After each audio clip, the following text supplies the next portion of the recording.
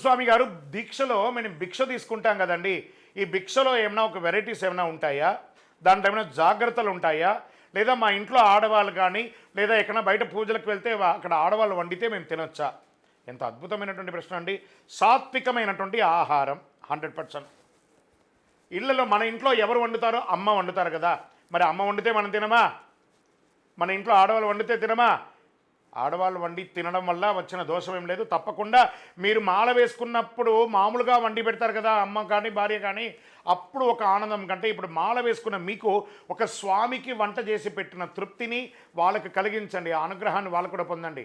సాత్వికమైన ఆహారం, ఉల్లిపాయలు, ఎల్లుల్లిపాయలు, ఈ యొక్క స్పైసీ ఐటమ్స్ ఏది తినకండి.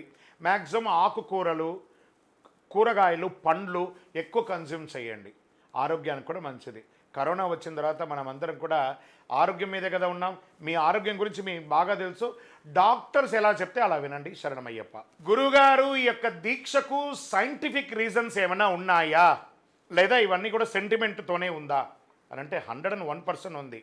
చలికాలంలో చన్నీటి స్నానం చేయడం వల్ల శరీరంలో ఉష్ణోగ్రత తీరుతుంది. ఫస్ట్, చెప్పులు లేకుండా నడవడం వల్ల కాలుకు అక్యుపెన్షన్ అయ్యి నఖశిఖ పర్యంతం మన యొక్క నరాలన్నీ కూడా యాక్టివేట్ అయ్యి బ్లాక్ అయిన బ్లడ్ సెల్స్ అంతా కూడా క్లియర్ అయిపోయి బాగా ఉంటాము. అదొకటి.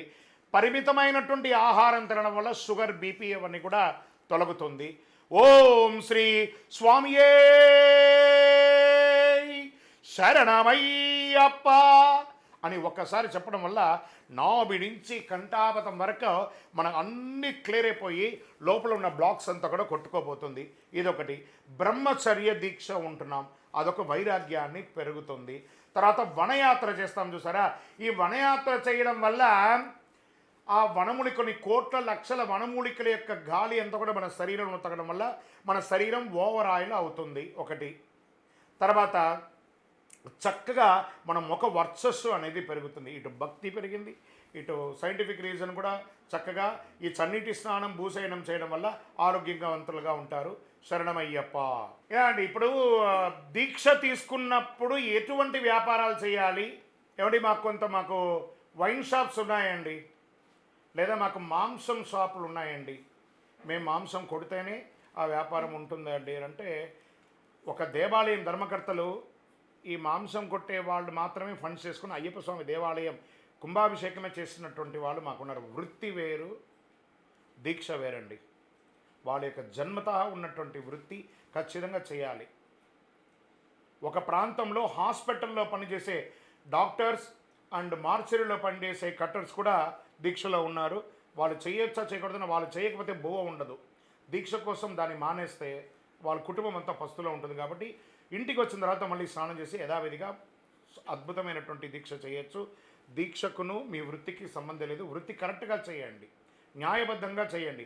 అవకాశం ఉంటే చేయండి, లేదా లీవ్ పెట్టడం అవకాశం ఉంటే పెట్టి దానికి దూరంగా ఉండడానికి కూడా ప్రయత్నం చేయండి. లాస్ ఆఫ్ పే వస్తే చేయండి. శరణమయ్యప్ప. ఈ యొక్క అయ్యప్ప స్వామి వారి దీక్షామాల స్త్రీలు ధరించవచ్చా? ఇది మంచి ప్రశ్న అండి. 10 సంవత్సరాల లోపు ఉన్న కన్యా స్త్రీలు, 55 సంవత్సరాల తర్వాత ఋతుచక్రం ఆగినటువంటి స్త్రీలు తప్పకుండా దీక్ష తీసుకొని ఎంతోమంది శబరిమలకి వెళ్ళారు. ఏమండి, ఈ మధ్యకాలంలో వాళ్ళు వెళ్ళకూడదా అంటే వెళ్ళకూడదని కాదండి. అక్కడ వీళ్ళకి ఋతుచక్రం వస్తుంది కాబట్టి, వీళ్ళందరూ బ్రహ్మచర్య దీక్షతో ఉంటారు కాబట్టి, అక్కడ ఘోర కీకారణ్యం కాబట్టి, టైగర్ రిజర్వ్ ఫారెస్ట్ కాబట్టి అక్కడ వసతులు ఉండదు. ఒకవేళ ఈ డిక్లైన్ అంటారు చూసారా, ఇలా ఇంక్లైన్ నడిచేటప్పుడు ఎత్తుగా ఉన్నటువంటి శిఖరం ద్వారా ఉంటే ఆడవాళ్ళ శరీరం అలసిపోయి వాళ్ళకి తెలియకుండానే ఋతుచక్రం వచ్చేయడంతో సుమారుగా రక్తస్రావంతో 20 కిలోమీటర్ దూరం వరకు వన్యమృగాలకి ఆ స్మెల్ అనేది వచ్చేసి అటాక్ చేసే అవకాశాలు ఉన్నాయి. This is general issue. ఈ వెళ్ళకపోవడానికి కారణం ఏమంటే అందరూ అయ్యప్పుడు దీక్షలో బ్రహ్మచర్యలో ఉంటారు కాబట్టి స్త్రీలు, ఆ యవ్వన స్త్రీలు వెళ్ళడం వల్ల అక్కడ దీక్షభంగం కనబడే అవకాశాలు కనుంటాయి. అక్కడ వసతులు లేవు కాబట్టి వెళ్ళకూడదన్నారు. కానీ 10 సంవత్సరాల లోపు చిన్నపిల్లలు, 55 సంవత్సరాల పైన ఉన్నటువంటి అమ్మలందరూ కూడాను 101% శబరిమలకి వెళ్ళవచ్చు. ఏమండి, అక్కడికి వెళ్ళొద్దన్నారు కానీ మీ పరిసర ప్రాంతాలు అయ్యప్ప స్వామి ఏమన్నారు? అమ్మా, 10 సంవత్సరాల లోపు ఉన్నవాళ్ళు 55 సంవత్సరాల పైన ఉన్నవాళ్ళు నా దగ్గరికి రండి. కానీ నేను ఈ యుక్త వయసులో ఉన్నటువంటి మీకోసం మీ ఊరిలో, మీ పక్కన, మీ గల్లీలో, మండలంలో, ఊరిలో, విలేజ్లోనూ అయ్యప్ప స్వామి దేవాలయంగా నేను అక్కడ కొలువై ఉన్నాను. మీరు ఇక్కడ వచ్చి మొక్కుకోండి, సేవ చేసుకోండి అని చెప్పి అయ్యప్ప స్వామి వారు స్వయంగా ఆడవాళ్ళ కోసమే శబరిమల వదిలి ప్రతి ఊరిలోనూ విగ్రహంగా కొలువై ఉన్నారు. శరణమయ్యప్ప. గురుగారు, ఈ దీక్ష ఎన్ని రోజులు తీసుకోవాలి? కొంతమంది మండలం అంటారు, అర్ధమండలం అంటారు, కాల్ మండలం అంటారు. ఇలా ఉంటే వేసుకోవచ్చా? మంచి ప్రశ్న. మనం అందరం కూడా ఒక తల్లి గర్భంలో 9 నెలలు ఉండి బయటికి వస్తాం. వచ్చిన తర్వాతనే సంపూర్ణంగా బాబు బాగున్నాడు, పాప బాగున్నాడు అంటారు. వాళ్ళు 7 నెలల్లో, 5 నెలల్లో, 4 నెలల్లో వస్తే ఏమంటారు? ప్రీమెచ్యూర్డ్ బేబీగా ఉంటాం. వాళ్ళ జీవితం కూడా ఎలా ఉంటుందో అలాగే ఉంటుంది. అందులోనూ ఆ పావనమైనటువంటి 18 ఎక్కాలి అని అంటే ఒక మండలకాల బ్రహ్మచర్య దీక్ష ఉండి ఆ దీక్ష అయిన నెక్స్ట్ డేనే ఇరుముడి కట్టుకొని శబరిమలకి వెళ్ళాలని శాస్త్ర ప్రమాణం ఉంది. ఖచ్చితంగా మండల కాలమే ఉండాలి. అర్ధ మండలం, కాల్ మండలం ఇవన్నీ వేస్తే ఉపయోగమే లేదు. అలా వెళ్ళి స్వామివారి క్షేత్రాన్ని ఇబ్బంది పెట్టకండి. దానివల్ల మీ కుటుంబంలో ఏ సమస్యలు వచ్చినా అది మళ్ళీ మీకే అది ఇబ్బందిగా ఉంటుంది. కాబట్టి అలా అంతా కాకుండా స్వామివారు శిక్షించేవారు కాదు. స్వామివారి ముందర 18 ఉన్నారు చూసారా, వాళ్ళు స్వామివారి దగ్గర వరం పొందారట. 41 రోజుల వ్రతం లేని వారు ఎవరు మా పైన కాలు మోపినా వారు శిక్షింపబడతారు, మాకు వరం ఇవ్వండి. 18 వరాలు పొందాయి కాబట్టి ఆ శిక్ష మీకు కొడకూడదని మండల కాలం వేసుకోండి. లేదా దీక్ష తీసుకోవడం కుదరలేదా సివిల్లో వెళ్ళిరండి. శరణమయ్యప్ప. దీక్షాకాలంలో వివాహాది శుభకార్యాలకు వెళ్ళవచ్చా? ఏమండి, వాస్తవానికి వెళ్ళకూడదండి. కారణం ఏమంటే అక్కడ చాలామంది అన్ని రకాలుగా ఉంటారు, అన్ని ఇబ్బందులు ఉంటాయి. కొన్ని చెప్పవలసిన ఇబ్బందులు ఉంటాయి, కొన్ని చెప్పకూడని ఇబ్బందులు ఉంటాయి. కాబట్టి బ్రహ్మచారి కదా, అక్కడ కళ్యాణంకి పోవడం, రకరకాల ఫొటోస్ తిరుగుతారు, అందరూ తిరుగుతారు, భోజనాలు అవి ఇవి ముట్టుకుంటారు. మనం దీక్షలో 40 రోజులు శుద్ధవృద్ధంగా ఉంటాం కాబట్టి ఏదో రకంగా వచ్చి ముట్టుకుంటారు, ఫోటోగ్రాఫర్స్ ఉంటారు, దంపతులు ముట్టుకుంటారు, వాళ్ళు ముట్టుకుంటారు. అన్ని డిస్టర్బెన్స్గా ఉంటుంది. కాబట్టి వాళ్ళని ఇంటికి వెళ్ళి సత్యనారాయణ వ్రతమో ఏదో ఒకటి చేస్తారు కదా, ఆ ఇంటికి వెళ్ళి వాళ్ళని ఆశీర్వదించండి. శరణమయ్యప్ప. అయ్యప్ప దీక్షలో ఉండగా తల్లిదండ్రులకి పాద నమస్కారం చేయొచ్చా? ఇది శాస్త్రంలో చెప్తున్నారు, పెట్టొచ్చా అని చెప్పి తర్వాత దీనికి కింద కూడా కామెంట్ చేస్తారు, వీడికి ఏమీ తెలియదు, వీడు చెప్పేస్తాడని. ఢిల్లీకి రాజే అయినా తల్లికి కొడుకే కాబట్టి అమ్మ నాన్నకు మనం నమస్కారం చేయాలి, కానీ వాళ్ళు నమస్కారం చేయాలని ఎక్కడా చెప్పలేదు.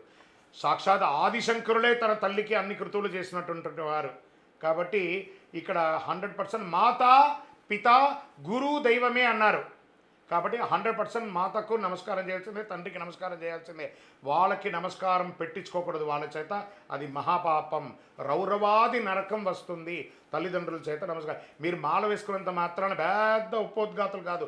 జన్మనిచ్చిన తల్లిదండ్రులు ఉంటేనే మనం ఇంత పెద్దవాళ్ళం అయ్యాం, దీక్ష తీసుకున్నాం. కాబట్టి తల్లిదండ్రులు మనకు నమస్కారం చేయకూడదు, మనమే ఎప్పటికీ వాళ్ళకి నమస్కారం చేయాలి. ఇది శాసనం. శరణమయ్యప్ప. స్వామి కన్నెస్వాములు అంటే ఎవరు? వారికి ఏంటి విశేషం? కన్నెస్వామి అంటే మొట్టమొదటిసారి మాల వేసుకున్న వారిని కన్నెస్వామి అంటారు.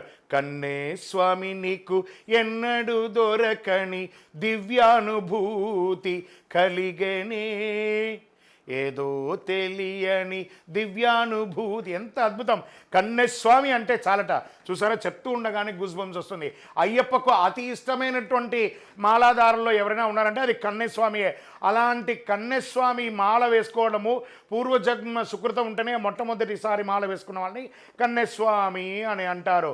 అందరూ అంటారు, స్వామి ఆ కన్నెస్వామి చేత ఒక పండు తీసుకోండి, పిల్లలు పుడతారు. ఆ కన్నెస్వామి చేత విభూది పెట్టించుకోండి, జ్వరం తగ్గుతుంది. ఆ కన్నెస్వామిని ఇంటికి పిలిచి భోజనం పెట్టండి, కన్నెస్వామిని మన యాత్రలో పెట్టుకోండి, ఏ ఆటంకం రాదంటారు. కన్నెస్వామి అంటే అయ్యప్పకి ఇష్టం కాబట్టి ఆయన ఎక్కడ ఉంటే సాక్షాత్ అయ్యప్ప ఉన్నట్టే. శరణమయ్యప్ప. స్వామి, మేము అయ్యప్ప స్వామి వారి దీక్ష తీసుకుంటున్నాం కదా, మా ఇంట్లో నిత్య పూజ జరుపుకోవాలి కాబట్టి పీఠం ఎలా పెట్టాలి అని అంటే, చక్కగా మీ ఇంటి దేవుడి ఇంటిలోనే ఒక పీఠ వేసి అందులో నల్లటి వస్త్రం వేసి బియ్యం వేసి స్వామివారి పటాన్ని పెట్టి ఒక కలశం పెట్టి కొబ్బరికాయ పెట్టి మామిడాకులు పెట్టి దాన్ని చక్కగా డైలీ బొట్టు మార్చి పూలమాల మార్చి చక్కగా తుడిచి ఆ పీఠం అంతా 40 రోజులు మేము ముట్టుకుంటే ఇంకా పడిపోతుంది, కదిలిపోతుంది, మేము ముట్టుకోము పీఠం అని చెప్పి చెత్త చెదారం చేయకండి. మనం మాల వేసుకుంటే ఉదయం సాయంత్రం స్నానం చేసి ఎలా బొట్టు పెట్టుకుంటామో ఆ పీఠం కూడా శుభ్రంగా ఉండాలి. ఆ పటం జరిగిపోతే దేవుడు పారిపోతాడని అపోహలంతా పెట్టుకోకండి. పీఠం పెట్టి పూజ చేయాలి. విగ్రహాలు ఇప్పుడు నా ముందర పూర్ణాపుష్కలా సమేతంగా మహాశాస్త్ర వారు ఉన్నారు. వారికి అభిషేకం చేసిన తర్వాత తుడిచి బట్టలు పెట్టి బొట్టు పెడతామా లేదా? మరి ఆయన పారిపోతారా? అలాగే మీ పీఠంలో ఉన్న స్వామికి కూడా శుభ్రంగా తుడిచి బొట్టు పెట్టి మాల వేసి అలంకారం చేసి ఆ పీఠం అంతా కూడా శుభ్రంగా ఉంచుకోవాలి. మనం భోజనానికి కూర్చుంటే ఆకులో కానీ ఎంత శుభ్రంగా ఉండాలా లేదా? అలాగే ఆ పీఠం కూడా స్వామివారు నిత్య పూజలు అందుకునే పీఠం కాబట్టి శుభ్రంగా ఉండాలి. ఒక గురువుతో పెట్టించుకోండి. ఎవరైనా తెలిసిన వాళ్ళు సీనియర్గా ఉన్న వాళ్ళతో ఎలా పెట్టాలో, మీరు కన్నిస్వామిగా ఉన్నవారు పెట్టుకుంటే మీకు అర్థం కాకపోవచ్చు. ఒక గురువు ద్వారా పెట్టించుకోండి, అర్థమవుతుంది. శరణమయ్యప్ప. పీఠం పెట్టడం కాదు, పీఠం పెట్టిన తర్వాత చక్కగా ఆ స్వామితో కనెక్ట్ అయ్యి పూజ అవ్వండి, అనుగ్రహం పొందండి. శరణమయ్యప్ప. For more videos like this, subscribe Big TV channel.